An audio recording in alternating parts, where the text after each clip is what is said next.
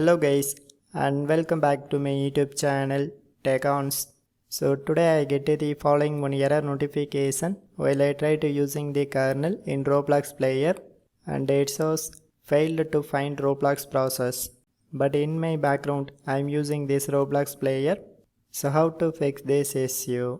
So first of all close this message and also force close the Roblox player from your task manager.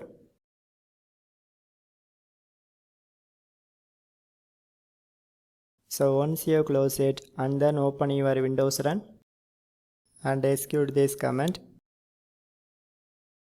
and select this roaming folder.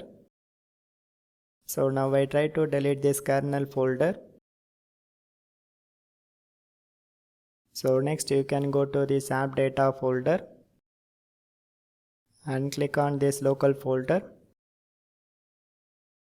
So here you can locate the Roblox installation folder and click to open it. So now I try to delete this logs folder and close all the windows and also disable your Windows Defender or any other antivirus software because your antivirus software does not allow to run this kernel injector on your Windows platform. So just disable it. So once you done these processes and finally one more time you can try to launch that Roblox player and also try to open that kernel injector and execute your commands. So I hope this method will work for 100%.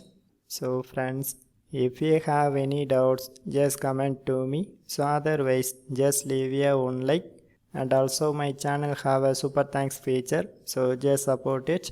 So for more tech videos you can subscribe my beautiful tech channel TechOns and thanks for watching.